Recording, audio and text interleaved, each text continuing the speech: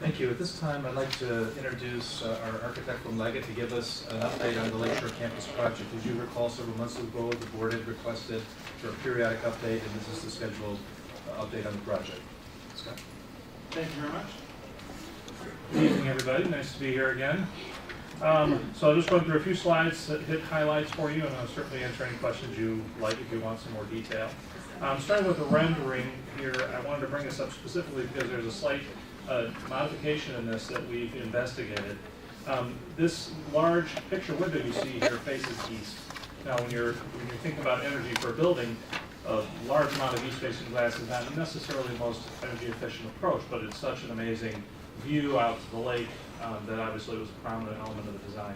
And the board was integral in the design direction that we chose here. Now, we investigated ways to handle this.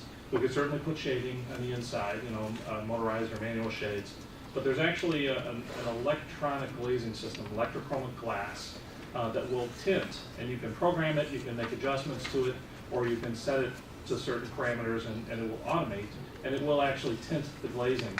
It helps with glare, obviously reducing the significant amount of light coming in, and it actually does increase the energy efficiency of the glass. Certainly, we're specifying very energy efficient glass, low E glazing as good as we can get, but this actually does have a slight increase when it tints. So I wanted to show that. Now there's one limitation with this glass is the size of the panel that we're allowed to use. So in this rendering you can kind of see the mullions, very thin lines there, and we had larger pieces of glass. So this next image shows a proposed adjustment to that design. The only thing that really has changed between the two is, there's a little bit of rendering difference in general, but just that glass is really the only thing that's been modified. And you can see a reduced size of glazing on that side. We carried the grid pattern from the north and south elevations of the brick through the mullions, so we added mullions at those two bands that you can see, and then we did have to make narrower vertical panels as well. So just wanted to show that to you. As I said, there was some discussion some time ago about the exterior design that was very important to the board, so I want you to be aware of it, and if you have any concerns with it, we can certainly look at it, but that's what we're proposing right now. That's what's in our project, is that electrochromic glass, and it's just on the east-facing glass. Have you visited a facility that has this glazing? I have not. Personally, we did have them, the company brought in a full-size sample, and we had a core team meeting at the Lakeshore campus. They had a full-size operating panel that they utilized, and it's essentially a film that they put on the inside airspace on one surface. On one of those surfaces is the low E coating, which most exterior glass has now, and on the other surface they put this film essentially, which you don't see until you tint it. I'm familiar with security films. I've seen various different, they give a slight coloration change to the window, and I feel like it gives a pretty significant change to it. And I'm just wondering, since it's such a large square footage of glass and it's so prominent, maybe someone from your firm should physically see one of these design features, just to be sure that we're happy with how it looks internally? Absolutely. Yeah, the sample, and I'm trying to remember the details of the presentation, there's really not a coloration difference when the thing is basically not tinted at all, that I recall. And the conversation I recall was there really is no noticeable color change. And it looks good from the inside as far as Absolutely. you know? Yeah, it looks like the standard glass from the inside. What's So. the one, like a white bar that runs all the way up and down there? On the far left side of Yeah, the... that doesn't look like it matches anything else. That's actually the corner of the parking garage. There's a stair there at the corner of the existing parking garage. Okay. So you said there's an increased cost? There is an increased cost, and we do have that included in our current budget. Yeah. Sorry? I'm talking about the building there. Building, not the garage. On the glass, there's one thin pencil line that looks like it's Oh, white. I'm sorry. What I is see that. I see. It's probably a structural column. There are two columns behind that glass, and I imagine in the rendering that one just happens to fall perfectly right in the glass, and that's what you're seeing, the reflection. You compare the two pictures. Yeah. Oh, okay. Yeah, I'm sorry, I didn't understand what you were saying. Yeah, I think the other one conveniently hides behind one of the mullions, so it doesn't stand out as much as the other one now. I see.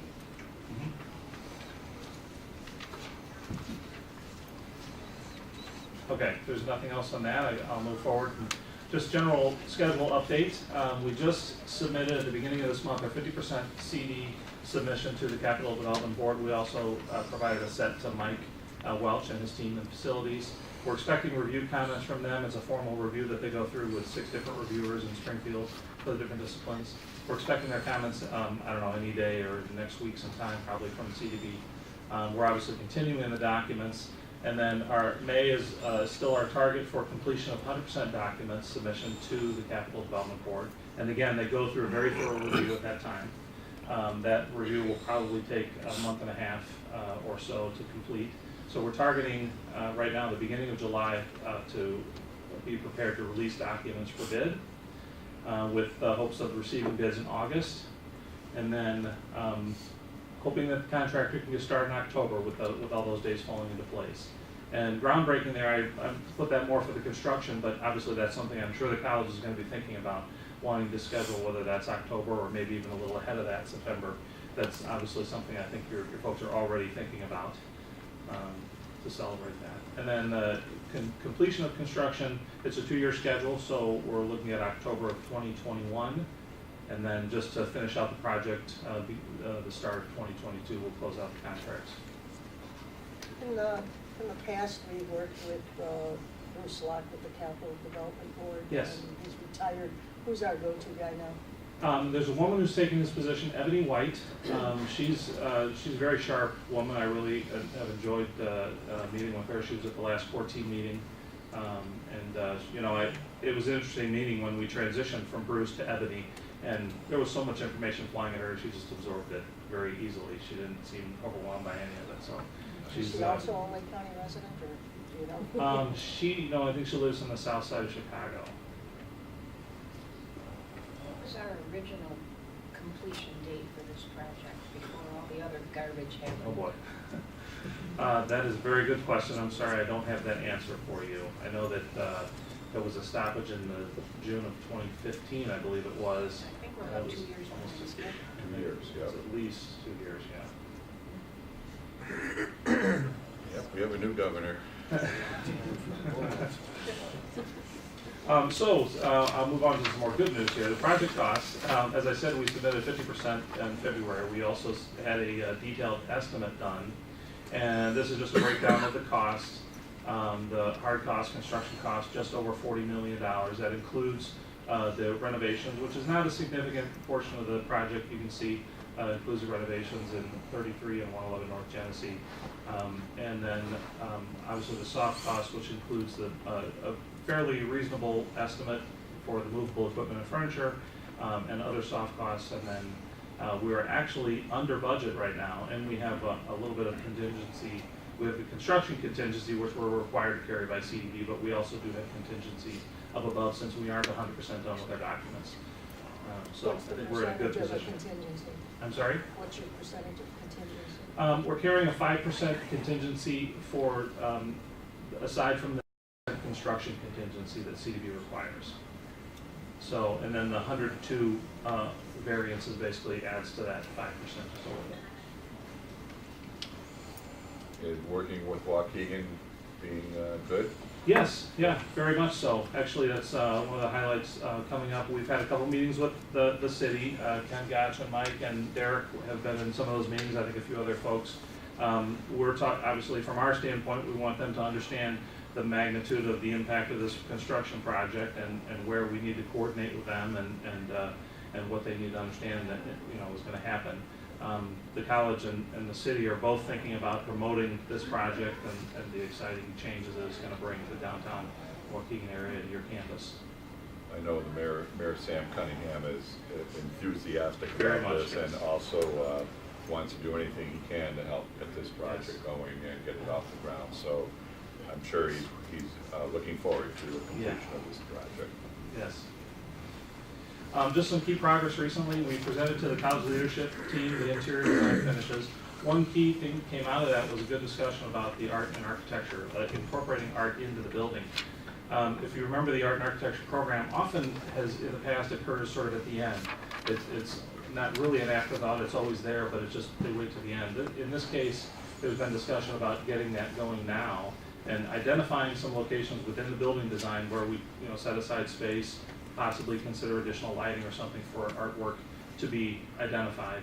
And to start that process, we actually had a kickoff meeting, just a conference call with a few of your administrative staff, and Linda Norberg-Suits, who is actually on campus today,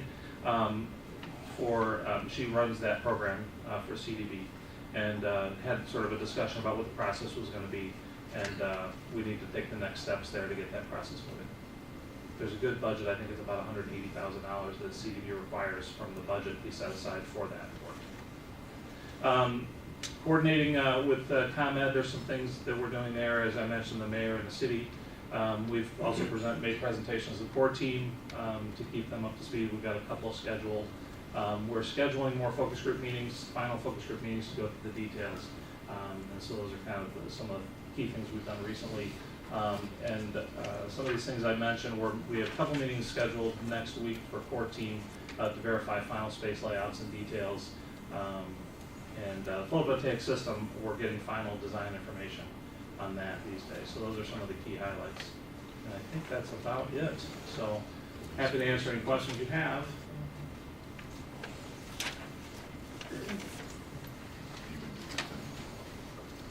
Everyone okay? When's the next meeting you have with the city? I don't think we currently have one scheduled. Oh, you had one today? Yes. Ted House from Legat, I'm sure many of you recognize that. You had one today with the fire department, and third meeting with them, and no problem at all. Really? I was wondering for the furniture and equipment verification. Yes. Is the furniture, is that all for the new building, or will there be new furniture for the 33 and 111 building? Because yeah, in the areas we're renovating, I believe we do have some new furniture. We're renovating a new classroom in the 111 building where the current student services is right now, so we'll need to outfit that.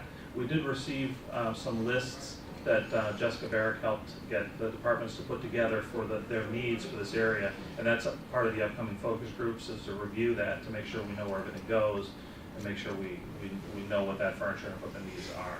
But there is some there. The improvements in the daycare area don't really include any new furniture. We're replacing some casework. We're fixing some of the old floor conditions that exist in there and replacing some of the plumbing fixtures. So there's no furniture planned in that area. And I think in the chemistry lab, I don't recall any furniture in there, but I'd have to look at the list to see if they were looking for anything. We're just replacing fume hoods in that space and a few other miscellaneous modifications to create a storage room. We are creating a storage room, and there's probably some shelving in there now that I've talked through it. But yeah, just in the areas we're touching though. As far as the furniture, we're not putting furniture in other parts of those buildings that are not part of the renovation. Any other comments or questions? Thank you, Scott. Thank you very much. Thank you very much.